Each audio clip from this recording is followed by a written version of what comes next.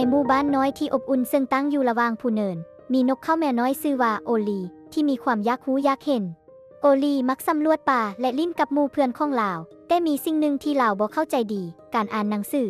คืนหนึ่งที่มีดาวเต็มฟ้าในขณะที่โอลีบินกลับบ้านถึงต้นไม้ลาวสังเกตเห็นสิ่งที่เปล่งแสงอยู่เทิงพื้นมันแม่นปื้มเก่าหัวหนึ่งซึ่งส่องแสงอ่อนในแสงจันทร์โอลีจับปื้มอย่างระมัดระวังด้วยกรงเล็บของลาวและบินกลับบ้านปื้มเบิ่งคือว่ามีมนต์สะกดมีตัวหนังสือ4 คำอยู่หน้าปกที่เขียนว่าอูปื้มมหัศจรรย์แห่งการผจญภัยโอลีเคยได้ยินเกี่ยวกับปื้มแต่บ่เคยสนใจหลายเป็นยังค่อยต้องอ่านลาวคิดกับตัวเองค่อยสามารถบินสำรวจและม่วนซื่นโดยบ่ต้องอ่านก็ได้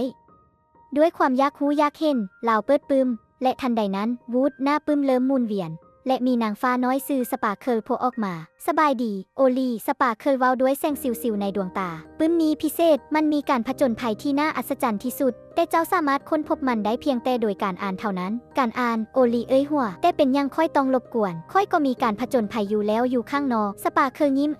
แต่การอ่านพาเจ้าไปเดินทางที่การบินบ่สามารถพาไปได้เจ้าสามารถเดินทางไปยังดินแดนที่ห่างไกลพบกับหมู่เพื่อนใหม่และเรียนรู้วิธีเฮ็ดสิ่งที่น่าอัศจรรย์ได้ทั้งหมดนี้ในขณะที่นั่งอยู่ในบ้านเทิงต้นไม้ของเจ้า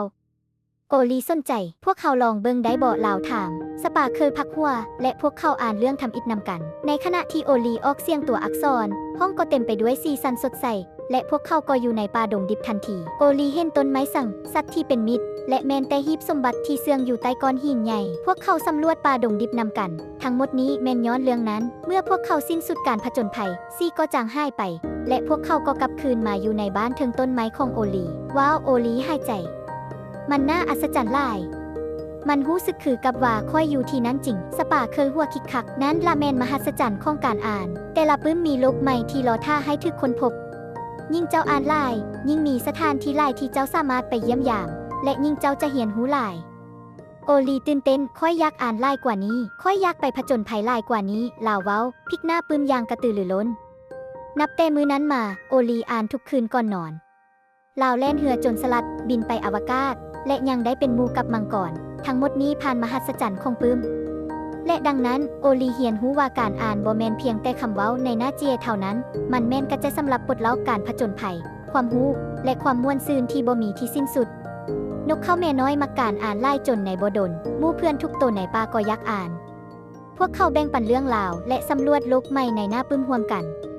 และทุกคืนในขณะที่ดาวส่องแสงอยู่เทิงฟ้าโอลีคดตัวในหังที่อบอุ่นเปิดปื้มใหม่และยิ้มโดยรู้ว่าการผจญภัยอีกอย่างหนึ่งกำลังรอท่า